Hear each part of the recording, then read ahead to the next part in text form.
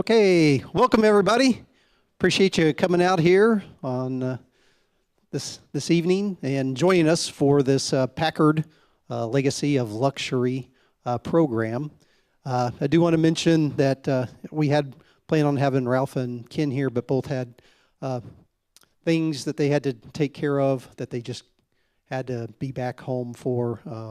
So I just wanted to let you know that they won't be here, but we will have a bit of a surprise for you. Later, we were able to record a video with them earlier in the week that we just got lucky that we had done that. So we'll talk about that a little bit more when Wayne gets out here. I want to go ahead and mention the current exhibits that are out there. So hopefully you got to walk around beforehand and see those. So the movie cars, make sure you see those because they're leaving this weekend. And this is why we're here, because we're going to talk about the Packards. But we still have the rad cars of Savoy, the Indianapolis Motor Speedway, museum cars. Those are really nice cars out there. The Moonshine Runners, and then our Savoy collection. Again, so starting Tuesday is when we will open the Packard exhibit there in Gallery A. So make sure you come back on Tuesday or that week and get to see the cars in person. We will show you up here pictures of all the cars and talk a little bit about them on some of the cars. Also, through the end of the year, wanted to mention that we have some other exhibits coming up: Savoy Survivors, high performance sports cars, Japanese collectibles, and we have another Indianapolis Motor Speedway Part 2. We're actually going to have winners through the decades from the Indianapolis Motor Speedway Museum. So really appreciate them loaning us those cars. The next movie coming up here, it's actually the evening before our big car show, and that is going to be Elvis. So yeah, please come and watch Elvis here on the big screen. Speaking of car shows, again, that's August 17th. I believe we are now sold out of all the show cars, so unfortunately we can't accept any more registrations, and so we hit our 300 goal for that. So it'll be a great car show, so please come by and see it. I'd like to thank for our tire side chats, Styles Auto Care, again, for helping sponsor so that we can have these kind of programs here at the museum. So I'd like to thank them very much for helping us with that.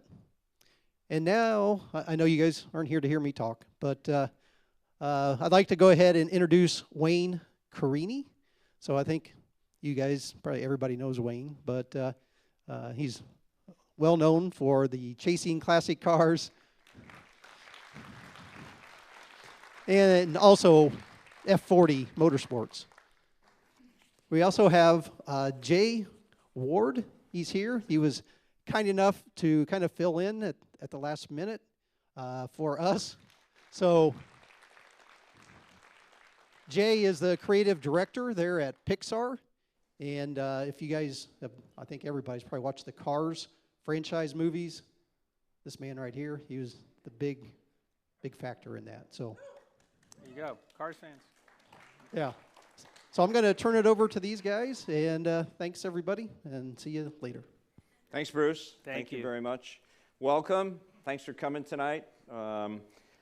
As Bruce was telling you, both Ralph and Ken had other obligations and unfortunately couldn't make it, but we'll power through it, Jay and I, and we'll tell you everything that we know about Packards, and we'll be done in about 5 minutes. No. So I just want to, we've got a picture. Ralph Marano was supposed to be here tonight. Ralph is the largest collector in the country of Packards. He has 68 Packards. And he has all the best Packards that there are, all the concept cars, except for one, which the museum has, the Packard Museum.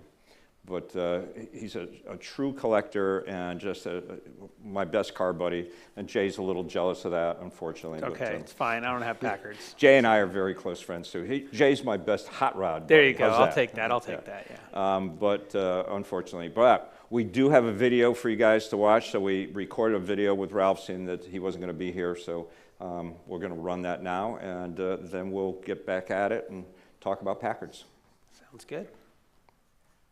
Sure. We're talking with Wayne Carini, of course, and introducing you to Ralph Morano, who's probably the world's leading collector of Packards. He's up in Garfield, New Jersey. Unfortunately, Ralph couldn't be with us today, but he's with us on video, and we can't wait to hear everything about how he got started and why Packards are so important. So, Ralph, thanks for being with us, and over to you.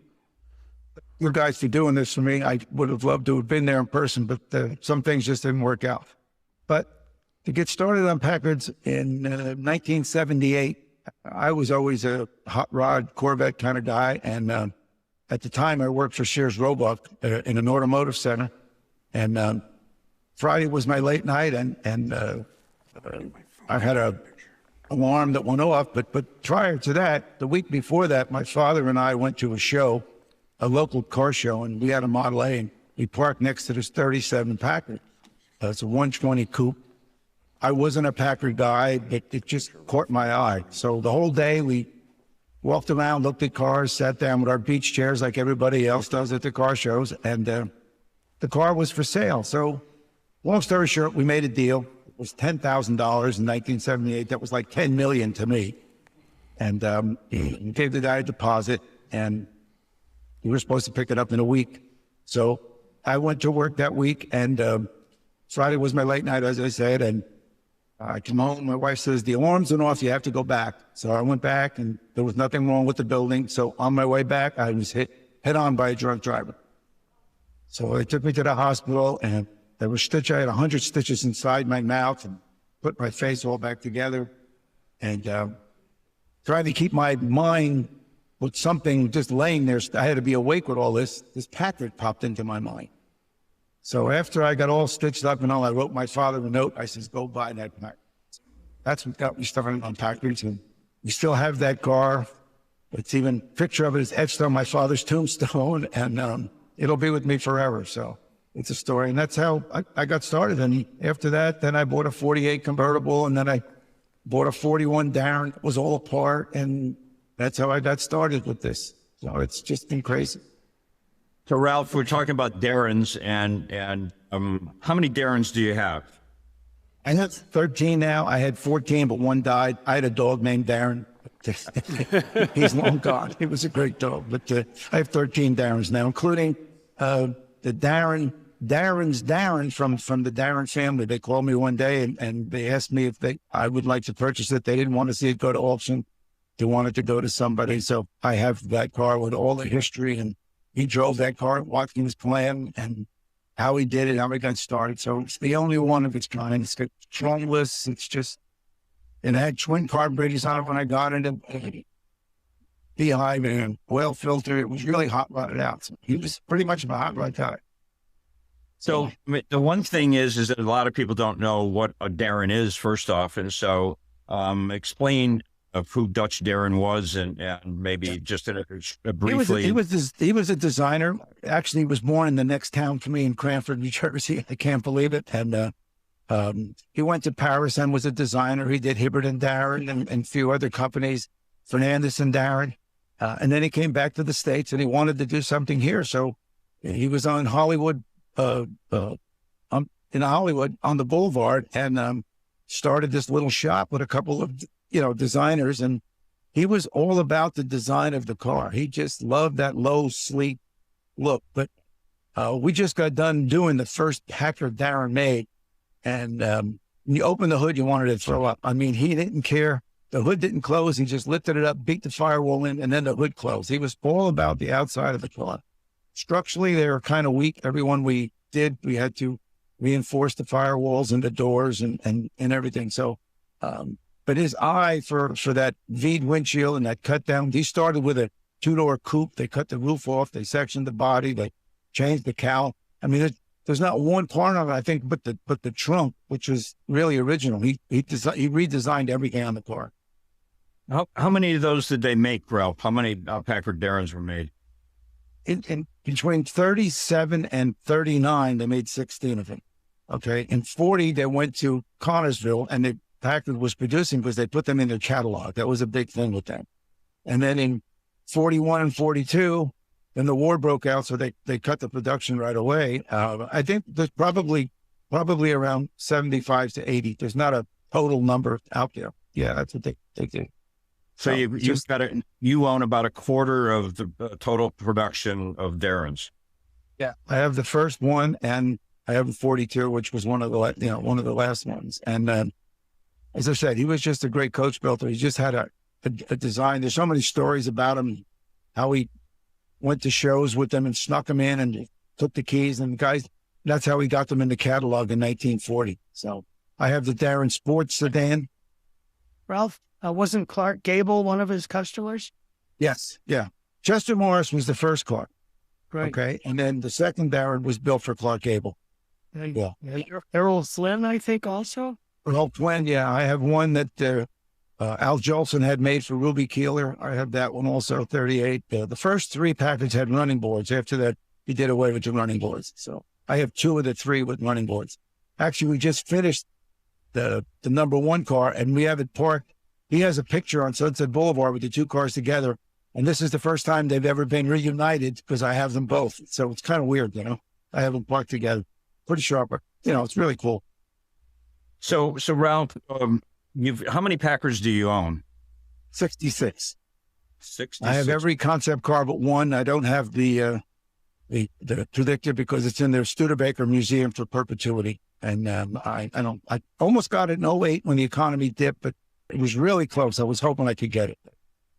Doing the concept cars was a big undertaking because I didn't use any.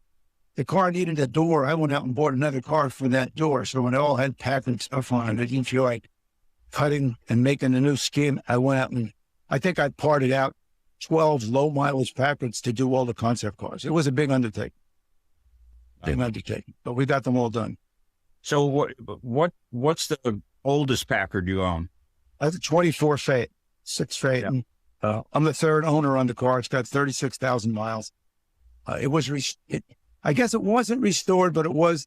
They took it all apart, painted it, put it back together. So there was really nothing wrong with the car. It was just old. So I have that, and that's the oldest one I have. And then the concept cars, I have the Request, which is a 55. That was the next to the last Packard concept car. So. And the Monte Carlo, you have the Monte Carlo also? I have two Monte Carlos. They made two of them, and I have them both. And they're open front with special rear seats. Packard didn't have enough money to compete with the big three, so they were making one or two concept cars because they were so expensive. But they couldn't compete with the Eldorado or their concept cars either. So it was just it was tough for them to swallow that before the war, what you were was what you drove. And after the war, the big three took over and Packard was an independent. They were supposed to hook up with Studebaker and Nash, Kaiser and all that. But Romney put the nix on that 2 weeks before it happened. And then they were an independent again. And then they hooked up with Studebaker, which was sinking. Then made them both sink even quicker. So, the last Packard was made June 25th, 1956. And my birthday is June 25th. It's so weird. And then they had 3 years of badged Studebakers as Packards. So one thing that I find interesting is that, everybody thinks that the Corvette was one of the first fiberglass cars, and Packard made a fiberglass car, and you have it. Yeah, so, I have two of them. They made four Panthers. I have the two that they recreated again in 55. Packard didn't have enough money to start all over with these, so they took two of them, and they put the cathedral taillights in them and changed the front, changed the sides. And then they kept the other two, the first two, okay. I have one with a removable hardtop and the convertible. So Creative Industries was instrumental with the Mitchell Bentley Corporation putting these all together. So I have the two, the two oddballs. So what about your 30 LeBaron? Really fantastic. That was a weird story. That's the only one ever made. I get a phone call from this guy out in the Midwest.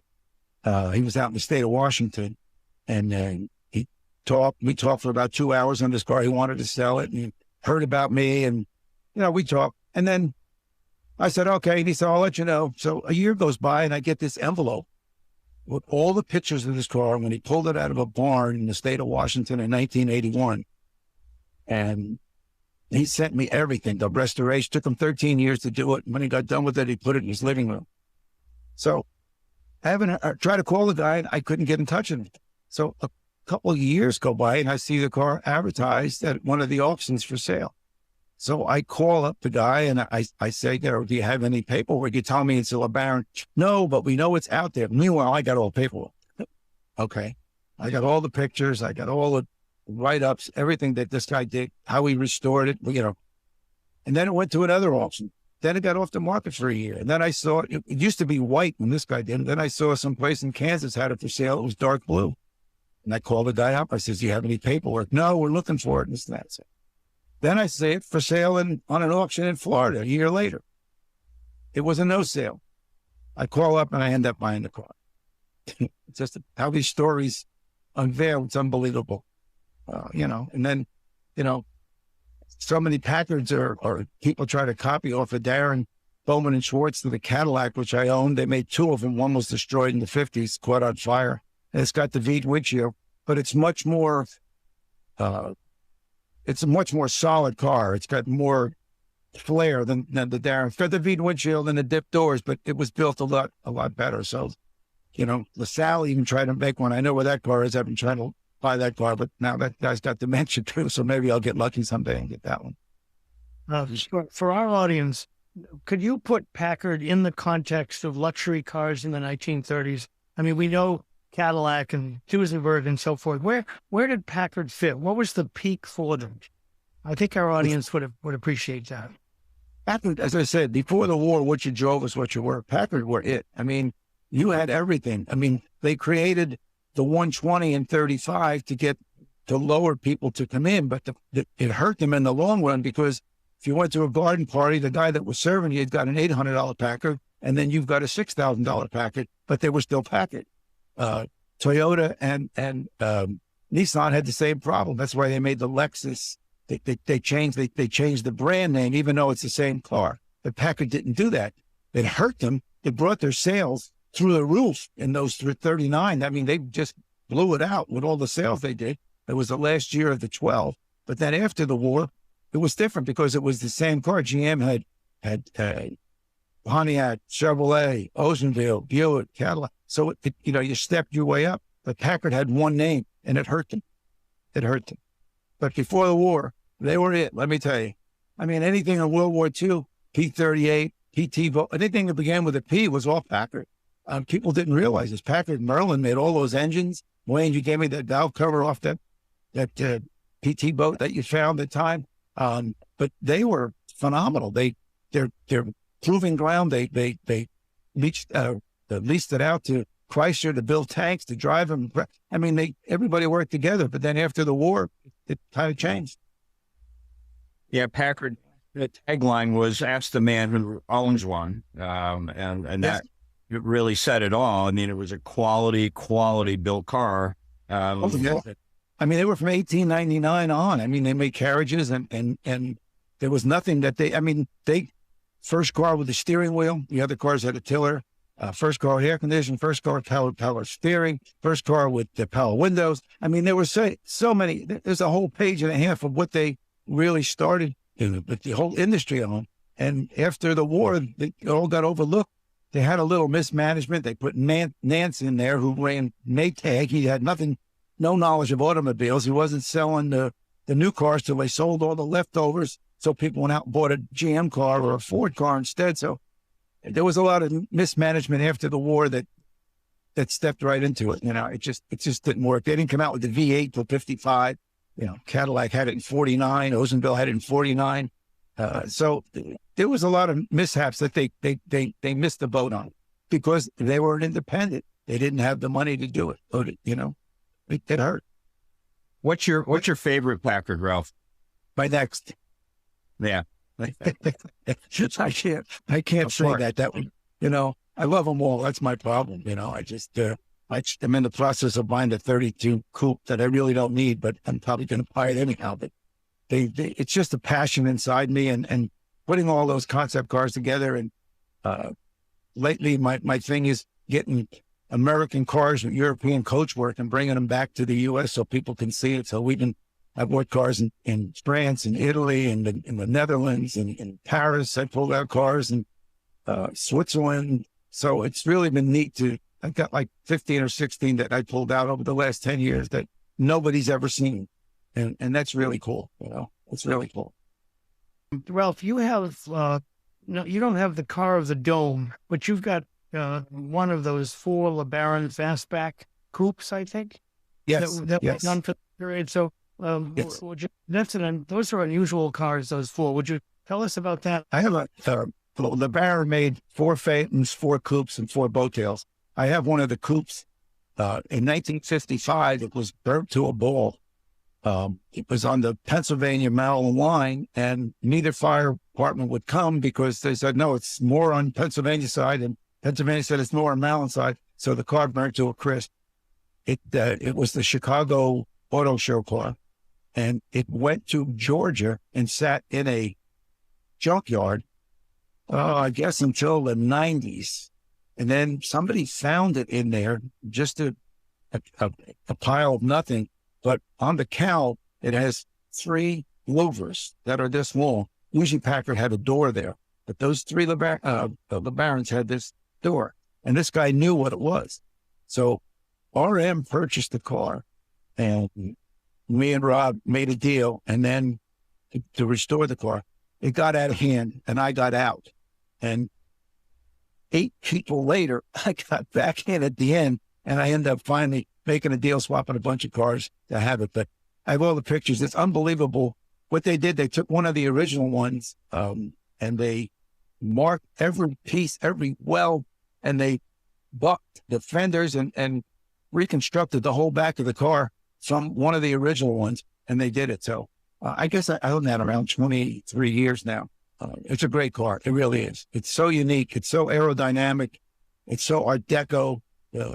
The inside, you open the doors, and the door panels match milk glass lights in the back. It's just a great car. Just a great car. Just so far ahead. It was $12,000 new. That's why they only made 4 of them, and it was right after the Depression, and people couldn't afford them. I think we want to thank you again. Your passion for Packers makes sure that people will never forget one of the most important marks of the 1930s. Thank you for that. Wayne and I will talk a little bit more about Packards and some of the ones we have on display here in the museum this week. Thank you guys again for doing this for me. I just couldn't make it. As I said, we're definitely going to get together again, and I know that for sure. Wayne, thank you. Thank you, Ralph. Matt, thank you. And Ken, God bless you. Stay well, stay everybody, and I'll see you when I see you down the road.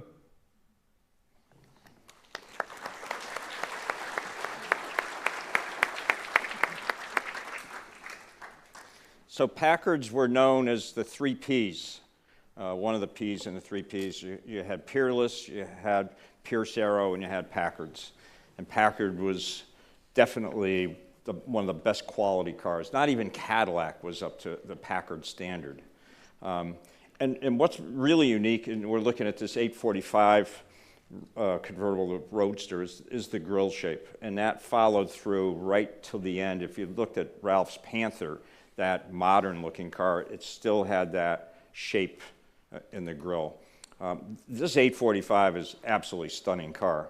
1931, big straight 8. And the 845 was something very, very special. They didn't make many of these cars. It had a 4-speed gearbox. Most of these cars had a 3-speed gearbox. And that was good, but it was also bad because this thing had so much torque in first gear that they bought these cars. A lot of people bought these cars and cut the back end out and made them wreckers because they could pull something and it had a low gear range. And we lost a lot of these cars because of that over a period of time. Yeah, especially after the war. You have to remember that during the war there was scrap drives, and a lot of these big 30s cars had gone very much out of vogue. They were expensive, heavy. You couldn't get gas. You couldn't fill up your tank. A lot of them were scrapped, and you're right, the ones that weren't, some of them did get turned into wreckers. Yeah. Because during the war and after the war, if you had a commercial deal, you could use them that way, and it was acceptable back then. And, you know, a lot of them got brought to the scrap yards too for the war effort. Yeah. They were looking for steel. They were looking to melt these cars down. And a lot of people believed in that. A lot of people hid their cars away because they thought they were going to be taken from them. But a lot of people offered their cars, and we lost a lot of that stuff. Yeah, it's a good point. How much the Great Depression killed the classic car market. You know, the big opulent cars, it used to be, as Ralph said, what you drove spoke volumes about who you were. That's right. But after the stock market crashed, to drive around in a car this big and this opulent was considered very tone deaf. And the manufacturers just couldn't sell a $5,000, $6,000, $7,000, $8,000 car after 1932, 33, 34. They just stopped selling, and by 35, you just don't see very many big cars anymore. They went away. Duesenberg's and Duesenberg they made all the chassis in 1 year and then started making cars because they weren't very popular. Of course, people didn't want them. Driving down the street, your neighbors would throw things at you and didn't like you very much because you had such a big car and they were just trying to figure out how to get a bowl of soup. That's right. You know? That's right. And so a lot of them went away. A lot of them, you know, got made into wreckers and different other vehicles at the time. Yeah. But the 845, spectacular car. I had one, 845 is sold to a client. This one is extra long because you'll see the dual spares in the back, which is really cool. Instead of having the spares in each fender, and it makes the car look longer and sleeker. So spectacular example of that. We've got other cars, though, that are here. Yeah, and you know, Bruce mentioned it earlier, but the Packard exhibit is going to be opening soon. So why don't we just go through some of the cars that are going to have in the exhibit that people will be able to see starting, is it Tuesday is when it begins? Yeah, so starting Tuesday, these cars will be here on display, and it's going to be worth seeing because you just don't have that many exhibits that honor the Packard in this way with this many significant cars in one place, honestly. Yeah, I mean, if you want to see a lot of Packards, you go to Pebble Beach because they have usually a Packard class every year, and they honor Packard. Yeah. And they have, of course, specialty car classes. We have here a 1924 136. Mike Lane, is Mike here? Mike, you want to just tell us a little bit about your car? It's a really spectacular car. You saw Ralph's early Packard touring car. Well, this is very similar, but this is a closed couple coupe body. Is that correct? That's correct. An opera coupe, I guess they called it too. Yeah, I'll tell you a quick story about how we acquired the car. I'm sitting here with my father. He's a retired medical doctor, and back in 1966, he was finishing up his residency at Georgia Baptist Hospital here in Atlanta. One of his other doctor friends, we'll just call him Tom for now, was with him, and then another doctor came in and said, hey, there's a couple cars around the corner over here for sale, a couple old cars, and thought you guys might want to go over there and look at them. Well, actually, the guy who told him about it was interested in the car, but my dad and Tom snuck out of the hospital early and went over there and got there before the other guys did. And so Dad asked me, well, what kind of cars are these? What is this car? Well, the guy that ran the garage there, of course, being a good car salesman, looks at them, and they're in their white hospital uniforms, and he said, well, this is a doctor's coupe. Marketing. We call that marketing. Well, I mean, yeah, that's right. and they got known as that too. I mean, you know, they got known as opera coupe or doctor's coupe. Yeah. Just Yeah. enough room to carry the doctor's bag and make the house calls. Right. Yeah, this one has a folding, we always called it a jump seat, but in the front passenger side, there's Right. a folding seat, and in the back is it's a 3/4 wide seat. It has a vanity in the back, so you know, I guess the husband would drive the car to town, and the lady would get in the back, fold that seat up, and you know, she'd be back in the back going to the show or opera or wherever they were going. But Right. that seat was broken when they got the car, and they threw it in the trunk and put a kitchen chair in there and used to ride around in Atlanta in the car. But in the early 70s, Dad sold that car or traded his interest in that car to Tom, and Tom lives in North Carolina, and they took it up there and took it to a couple of car shows and then put it in a chicken coop, and it sat there for the next 40 years. And I was able to go up there and buy it back from him in 2015. And Dad and I, and even my son, it's kind of a project, father-son project, and my son helped too. So we restored this car ourselves over the next year and a half. Well, thank you for bringing it and allowing us to see it. It's a great piece because you don't see too many of this body style out.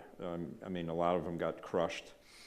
You'll also notice if we see the side picture, It has disc wheels on it.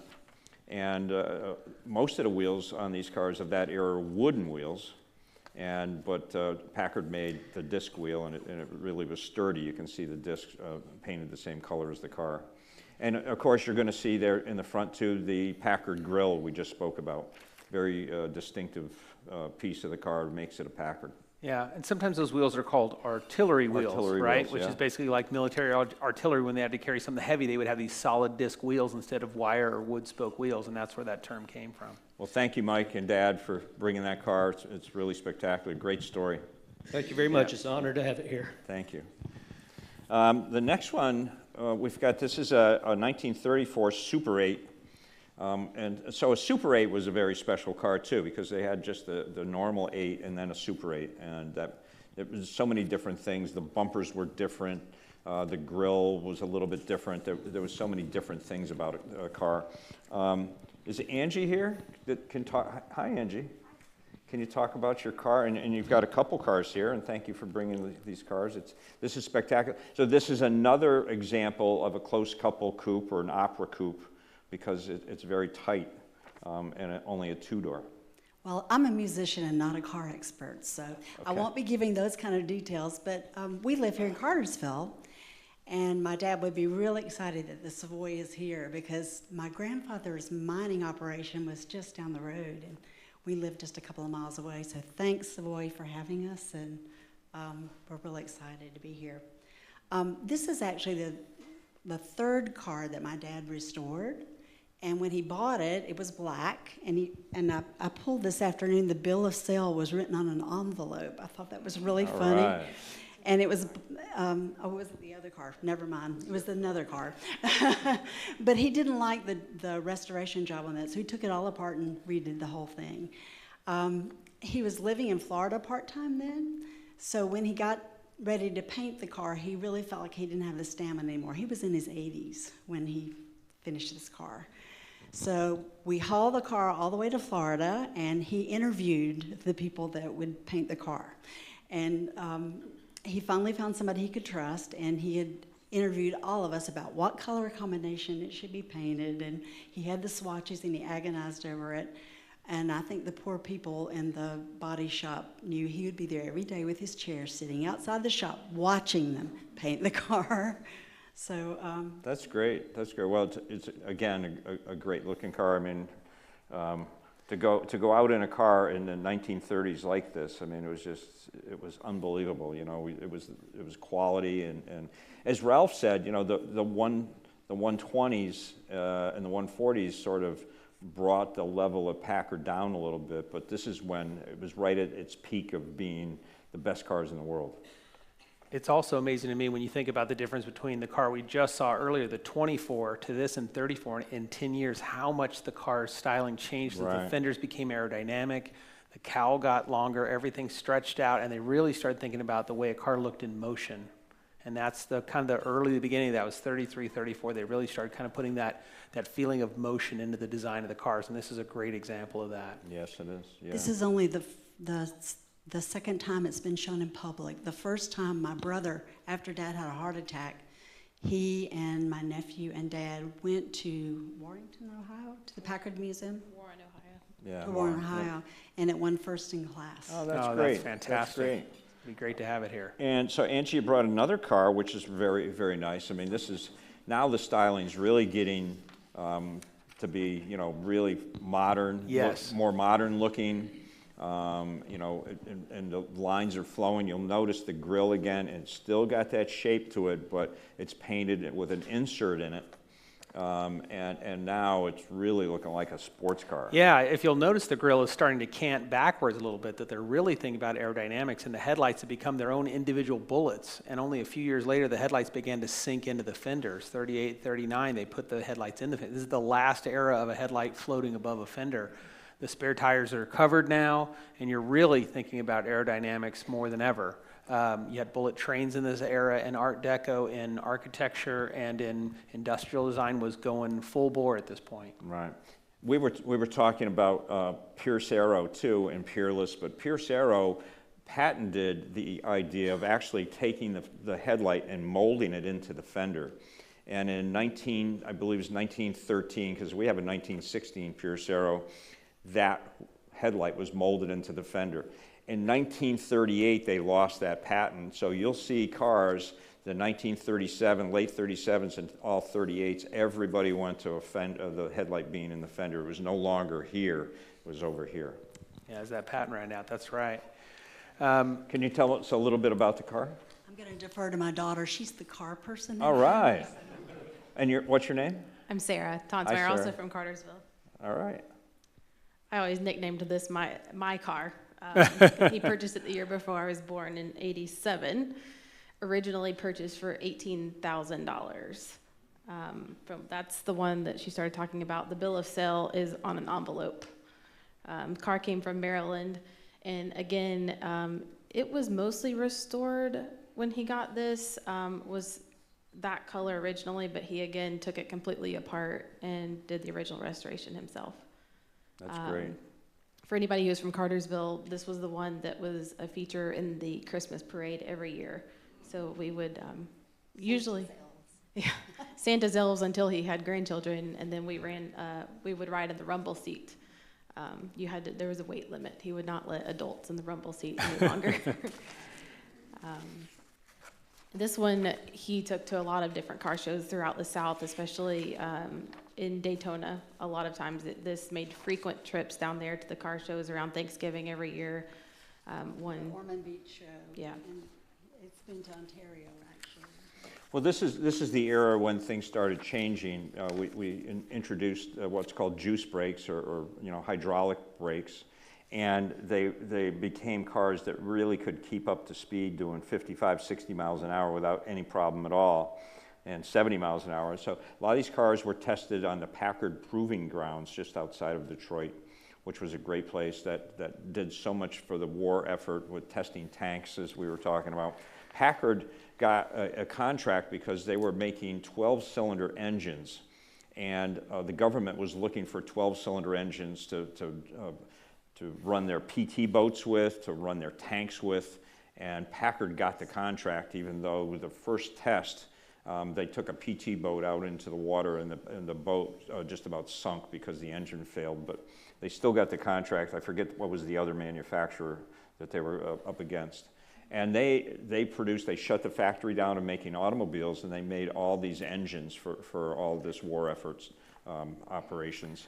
And they became very famous. And the 12-cylinder Packard was one of the very first 12-cylinder cars, and just a smooth-running car. I mean, you could put a glass of water on the hood, and you couldn't even see it vibrate. So That's actually how he came to like Packards, as he was in the Army and learned to work on Packard engines, and then came home and made that his specialty.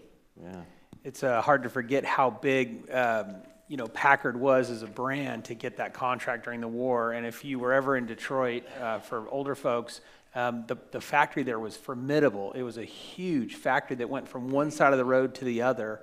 When we were working on the film Cars, we did a lot of trips to Detroit, and a guy named Don Summer used to run the Meadowbrook Concours up there in Detroit. And he owned part of that Packard plant. By then it had been closed, obviously, since the 50s, but the plant was still intact back in the early 2000s, and we went and toured it, and it was massive. Yeah. Hardwood floors for them to roll all the car parts down the line. You could still see where they had the separate engine assembly room, and you just realized Detroit in the 1950s, 40s and 50s was just the force of the world in terms of automobile production, and Packard was a great example of that. Well, Packard was unusual in that they had one plant. General Motors, of course, had different right. plants in many different places, and that's why the Packard plant was so big. They were making one brand only, and unlike Ford and GM, they were making many different brands. Yeah, and you toured you checked out the Packard Proving Grounds, right? Yeah. Which was not at the factory. That's where they actually would test the cars out. That's right. What was that like? Well, it was unusual in that they had a tower you thought it was an airport, and they probably did use it as an airport at one time, but it was a total proving grounds where they'd go and they'd run the cars. They had mechanic bays there so that they could find out what was going on with them. You know, just a typical proving ground, but very early on in the 20s that went on. So, Yeah. and then of course it turned into an area where they tested tanks and No PT boats, but No. tanks. But a very high level of quality, a very high standard of quality at Packard necessitated them having a proving grounds to run these cars incessantly to make sure that they were reliable and smooth and quiet, which a lot of car companies didn't go to the efforts they did. Yeah. I have a little bit of history with Packard too. So when I was born, my father worked at Packard Motor Car Company in Hartford, Connecticut, and he ran their body shop. And he once was down in the showroom waiting to talk to the general manager about doing something with a car, and this gentleman walked in, and he had overalls on, and he smelled of pig manure. And normally, none of the other salesmen would talk to him, so my dad went over and said, "Can I help you, sir?" He says, "Yeah, I'll take 2 of those." And he whips out this big wad of cash and paid. So from that, my dad became the temporary Saturday afternoon salesman. So he'd go on Saturdays and sell cars, and then do the paint and the body work at Packard Motor Car Company in Hartford during the week. So we always had Packards at the house because there was something, you know, he'd buy the used cars, the trade-ins and things like that. Something you could drive home. Yeah, and of course Packards got really big towards the end, you know, with the Patricians and the Clippers and things like that. They were monstrous cars, and they were trying to keep up with General Motors and Cadillac at the time. Yeah. Thank you again for bringing 2 Packards to Yeah, this that's exhibit. really Not only great. that, but local ones. So we really appreciate you guys being here. Thank you. You guys are catching up with Ralph. 64 cars to go, and you'll be right there with him. You're almost there. So speaking of the 1950s in Packard, right? So this is a Caribbean, or some people call it a Caribbean, but it's a Caribbean is what I call it. This was their car that they thought was going to save the company, basically. So everybody was, you know, there was the GM concept cars that were going around, and you know, they had the Buick Skylark, which was a spectacular car, and the Corvette was coming out. Right. General Motors had the Motorama, and the Motorama's point was get people excited about cars, and they would bring these concept cars that were pie-in-the-sky ideas. General Motors had so much money they could will something like this into existence. Somebody like Packard would have to sort of start with an existing car as a platform and then do what they could with that sandbox. There's a great example, and I think the owner of this car is here. Yes, Marion's here, and he doesn't want to talk, though. Okay. Oh, I'm here. Oh, good. Oh, Thank you, Marion. thank you for speaking to us about the car. So first of all, just give us a really quick synopsis for people that don't understand exactly what this car is, because this is pretty unique. Originally, this was their sports car, if you can believe it. It's like 4,500 pounds. It has a Right. straight 8, and let's just say it wasn't very sporty by today's standard. But what makes this car different is that it's got this hardtop, and the hardtop wasn't brought out until '56 for the Caribbean. So the guy that had this car was an innovator, and he decided that he wanted an all-weather car because he lived up north. And he had this up until about 2015, and then it changed a few hands between then and when I bought it, which was in 2022. And the story about I have this one is that I'm new to this. I'm 70 now, but when I was 68, I came to the museum when it opened up in December 2021. And I was walking around not really giving a lot of interest in cars because all I considered cars were about getting from point A to B and back. But I happened to come across a 41 Packard 180, and I was reading the leaderboard, and something just got a hold of me, and I started reading everything I could and watching all the YouTube videos about the Packard industry, or their manufacturing, and how they ushered in the automobile. So I bought a few months later, I found a 1940 180, and I was happy with that, and I thought, well, let's get another one. So I found this one a year later. But when I was looking at it, I had gone down to the Amelia, and the Savoy had a good presence down there. Bruce and Dom, I don't know who all, McRae, they were all there. And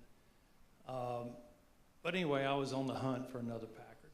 And so soon, a few weeks later, I came into the museum. I said, Tom, I said, look at this car. You know, I think it's really unusual.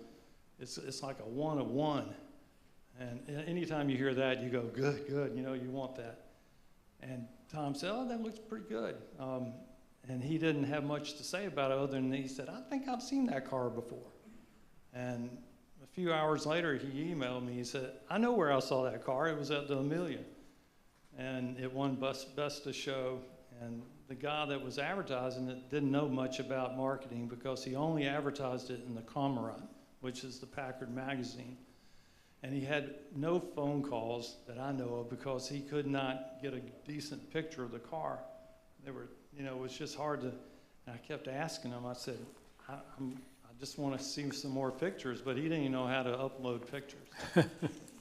And so I gave him a little bit of a deposit, and I said, you know, anyway, when I went to go get it a month later, I told him, I said, I'm going to come down and see it, but it'll be a month before I get there. And when I came to pick it up, he said, I should have never sold this car to you because I could have sold it 10 times over for a lot more than you beat me down for it. But I didn't know any better.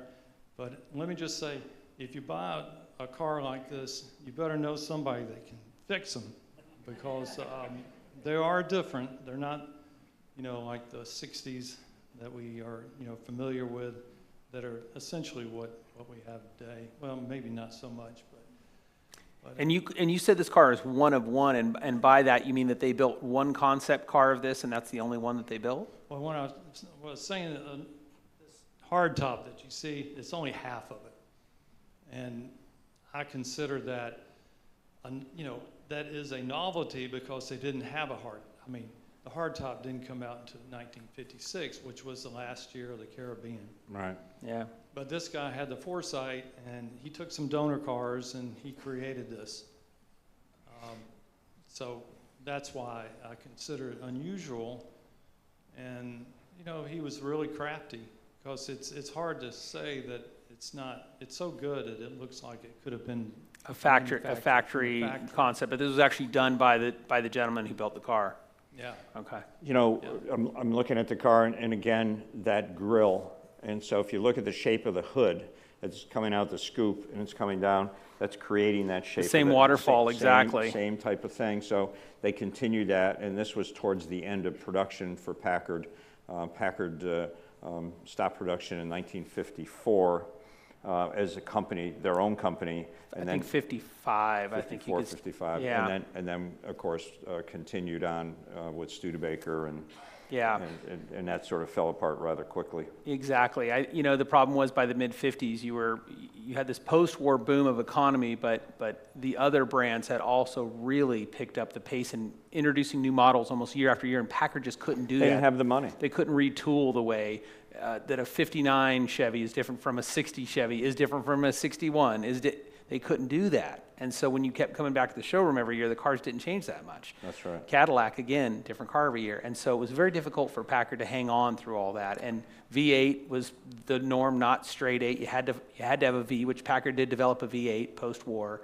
Automatics were getting sophisticated with 4 speeds. Everybody had power brakes, power steering, power windows, power everything. It was just difficult in post-war, and a lot of the brands had to glom together, and Packard was one of those. Yeah. Well, I mean, you know, we've talked about what a great car they were, and it still is today, is a sought-after and coveted car in anyone's collection. And I know that we loved working on the Packards. When I was growing up, my dad restored cars, and we did quite a few Packards over the years, but they mean something very special to me, and unfortunately, Ralph couldn't make it. We'd be here for another 2 hours, though, with Ralph. He loves talking about his cars, that's for sure. We're going to break a little bit. If I may, one last word. Sure. If you're interested in a good car club, and the reason why I have 2 cars that are running is because there's 2 people here, my president and my past president of the Lake Altoona Region AACA are here. But I would not be here if they, Craig, for one, has been able to bring these cars back to where I can use them and enjoy them. And so I encourage you to support the museum through the car clubs, because that's where, you know, the energy keeps on recharging itself. It's just not this museum. It's Yeah. all the people that are associated with their cars and all their stories that they have. And what we have to do too is educate young people, and there's the key, and have restoration programs. I'm on the board of McPherson College in McPherson, Kansas, and that's a great restoration program. I'll be speaking tomorrow with some local people that hopefully we'll have a restoration program in a local college here someday soon. And so to keep this going, because as he said, having great mechanics and people that have knowledge of these cars makes all the difference in the world. One more car we want to talk about, though, is this car, and this is a very, very special car. This is a 30 Packard 740 Roadster, and we can look at the car, but can we go to the picture of Margaret? So there is Margaret Dunning. Margaret passed away at 104, almost 105, weeks away from 105. There's a picture of Margaret and I. We became really close friends. Margaret drove this car and repaired this car since what She year? bought the car in her late 30s, so she would have bought it sometime post-war, 48 or 49, and drove the car until her Drove death. it constantly, would drive it to all different car shows and repair it herself. Did her own also. oil changes, did her own service to the car, and drove this thing in traffic in the 60s and the 70s and the 80s and the 90s. And When on. she turned 100, we all honored her at many different car shows around the country. And she just proved us that she was a tough girl and kept it. I mean, I think the last time she drove it, she was 102. Yeah. And that's not an easy car to drive. I mean, you got to be strong. It handles. You got to have strong arms. That's one thing I think people don't realize about 30s era cars was there was no power anything. My dad had a 34 Lincoln KA Roadster, and they're massive. They're 3-speed, floor shift typically in that era, and everything is what I would call truck-like to drive. You got to really put your hands into it. And this was a time when people had a chauffeur, or there wasn't a whole lot of female drivers in that era because the cars were extremely difficult and heavy to drive. And so for her to do what she did was just phenomenal. She's not some big hulking person. She was a pretty small lady who really knew how to drive that car. But she grew up on a farm, and she knew how to take care of everything herself. So she was just a wonderful woman. Yeah, really was. We'd like to open it up to some questions. If somebody's got a question. Tom is over there. Bruce is over here. We have microphones. We have somebody right in the middle. Tom? Oh, we got somebody here first. You mentioned a college locally that might start a restoration program. Yes, sir. Could you tell us who? I can't yet. But going back... Things are in, we're talking about it right now, and hopefully things will come together rather soon, so we'll be able to do it. Yeah. Here in the middle. We're from South Bend, Indiana, and so Studebaker is our backyard. They were still in production when we were young. My question is, what did Packard have to do with Studebaker? Well, they were looking for financial support and to continue making cars, and so they started branding them. So they'd use Packard parts and brand them as a Packard, but it was really like a Studebaker body, a lot of shared components back then. And at the time, Studebaker was getting ready to go out of business itself. So the two of them, the boat wasn't floating for long. It was a sinking proposition, and it just didn't work out. You got some more questions? Same thing that happened to Hudson in that era as Yeah, well. They Hudson. got glommed together with AMC and Jeep, and all that was glommed together as well. So Yeah, they were all trying to survive. Who's got the mic? Yes, sir. So this question is kind of esoteric. If you don't know, it's no worries. But Ralph had mentioned that the production of Darren's was moved to Connersville, Indiana. Yes. And I'm just curious if you know anything more about that, because I happen to go to high school there, and that's where my sister lives. So what had happened is Packard had decided to take on the car itself and start to make the car itself, rather than have Dutch Darren make them. So Dutch Darren would take a chassis and basically a sedan body and start cutting it down. He was a pretty innovative guy too.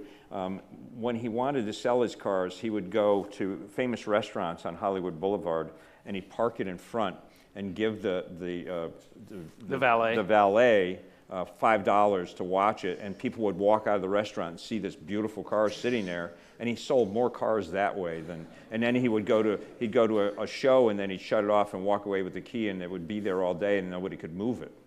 So, I mean, he had a lot of ideas, and he didn't want to have his own showroom. But when Packard, as Ralph said, added the car to their catalog, they got more involved with the car, and that's the reason to move there.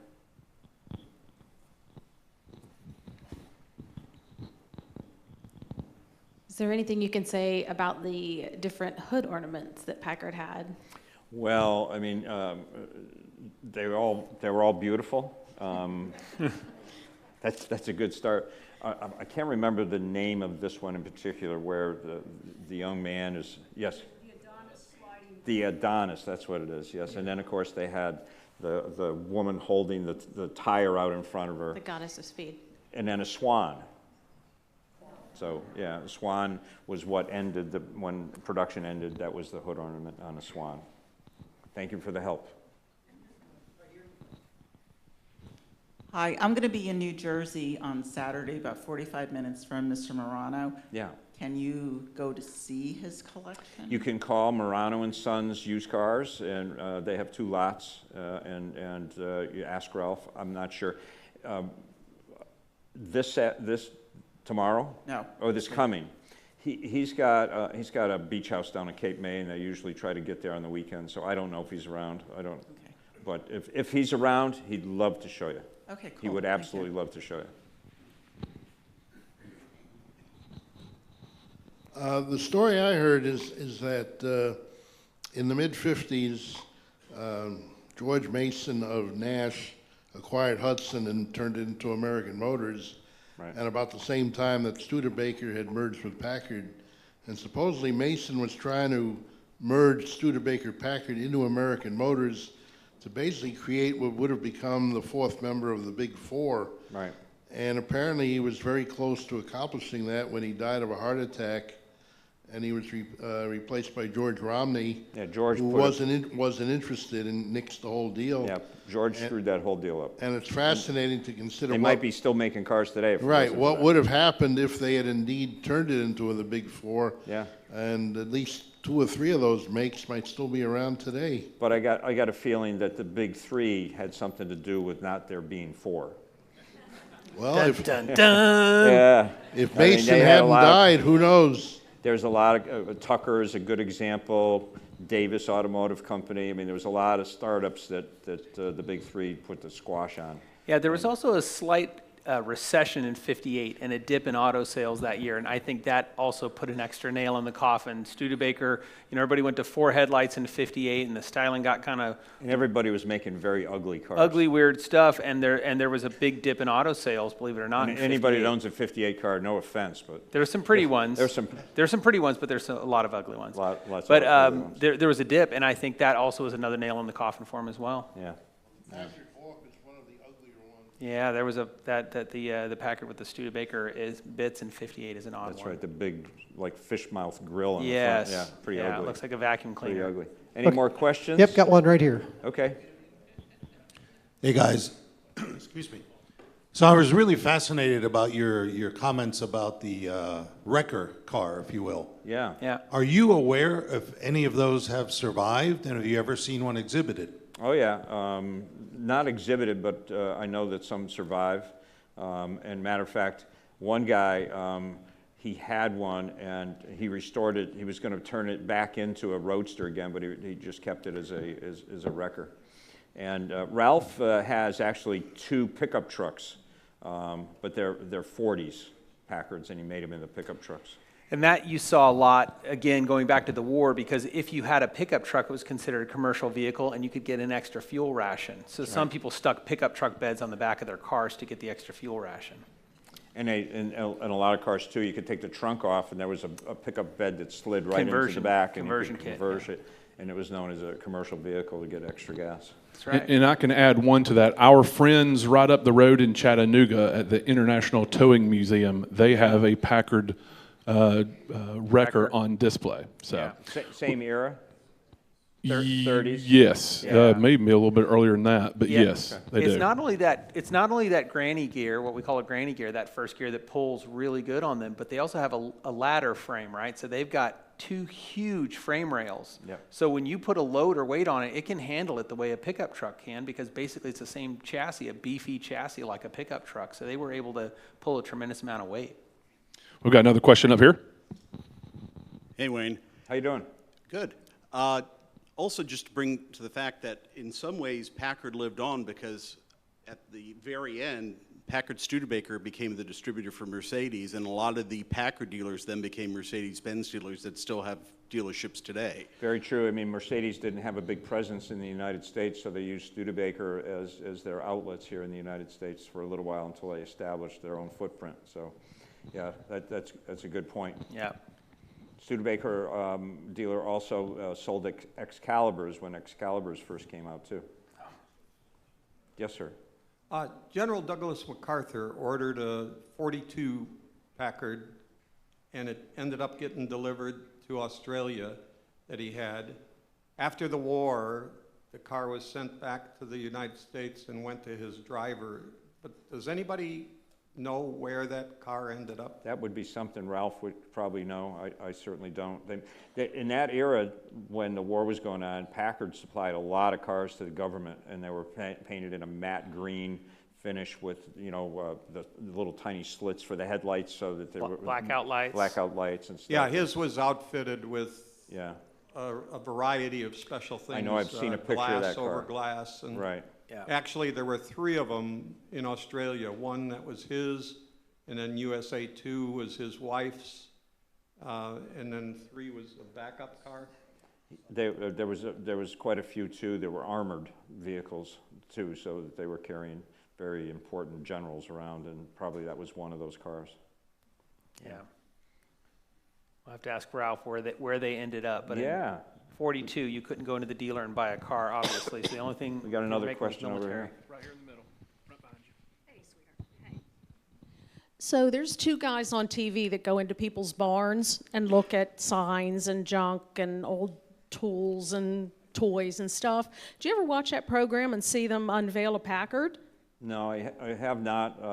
You're talking about Mike and his brother Robbie and Frank. There used to be Frank on there. Frank's fallen Yes. into some health problems, but Robbie and I are very close friends, and so yeah. But I have not seen that. We have not unveiled a Packard on Chasing Classic Cars from a barn find, but I bought a few local Packards, and one was the 845 Roadster that I owned. And it was funny, I couldn't sell the car. It was silver with maroon, and it was like 3 different colors. And I couldn't sell it. I painted it black like this, and I sold it in 1 week. So black is the color for me. I think in a Packard. Retail black or retail red. Retail Yeah. red or black, Yeah. Well, it looks like we're run out of time. I would like to thank everyone in this museum, and I'm sure you're going to agree with me. This is one of the most spectacular places for automobiles in the country.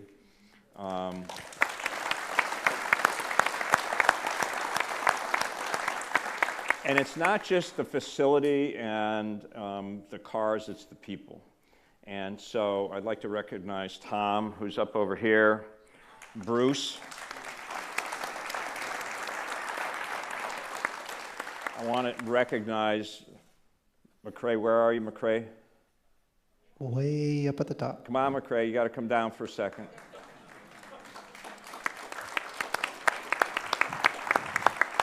I also want to recognize special for McCrae. I also want to recognize another person that's in the audience, Dean over here. Dean owns Old Car City.